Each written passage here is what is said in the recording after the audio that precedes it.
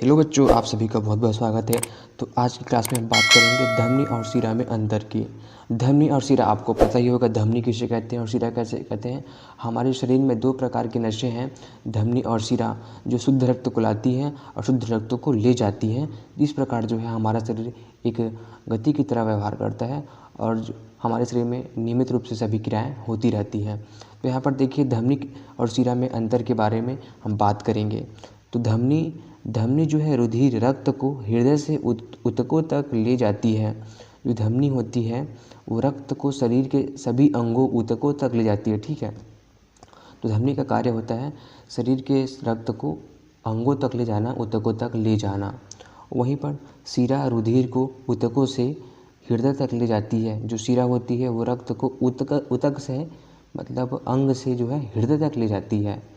ठीक है, ये अंतर हमको पहला देखने को मिलता है।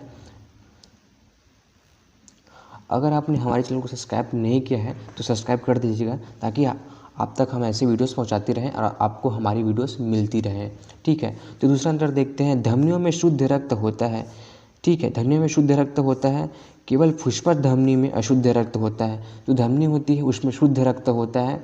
ठीक है, और दूसरा देखते हैं शिरा में, इनमें अशुद्ध रक्त होता है, केवल फुस्फुस शिरा में शुद्ध रक्त होता है। तो दूसरा अंतर हमको ये देखने को मिलता है बच्चों। तीसरा अंतर देखते हैं, इनमें रुधिर झटके के साथ बहता है। जो रुधिर है उसमें झटके के साथ बहता है। रुधिर का दबाव अधिक होता है। रुधिर का दबाव अधिक होता है, वह रुधिर जो है तेज गति से इसमें बहता है, किसमें, धमनी में।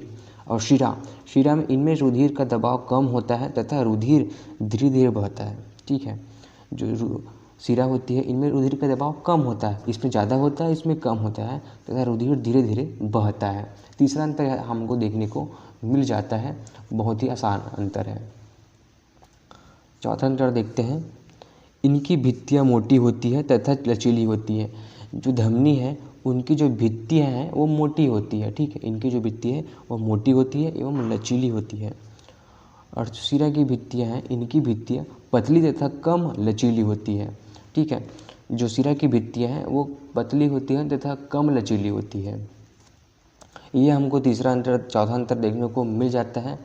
और पांचवा अंतर देखते हैं, ये शरीर में गहराई में स्थित होती है। जो धमनी होती है वो शरीर में गहराई में स्थित होती है, और ये शरीर में शिरा जो है ऊपरी सतह के पास स्थित होती है। जो हमारी हाथ के नसें दिखती है ना, वो शिरा ही है जो रुधिर को ऊतकों से हृदय तक ले जाती है। ठीक है, और देखिए यहाँ पर छठवां, ये जीव की मृत्यु के पश्चात ये खाली हो जाती है।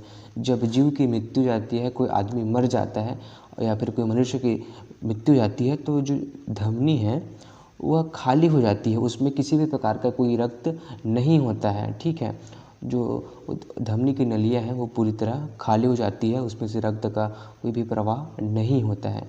लेकिन शिरा की जो जीव की मृत्यु के पश्चात भी इनमें रक्त बहता रहता है।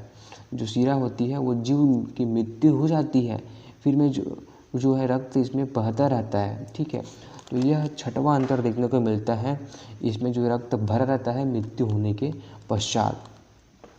तो इस प्रकार आप 6 अंतर लिख के आसानी से अच्छे नंबर ला सकते हैं। धमनी और शिरा जो है मोस्ट इम्पॉर्टेंट है, आपके बोर्ड एग्ज़ाम में तो यह पूछ देते हैं 3 नंबर या 4 नंबर का।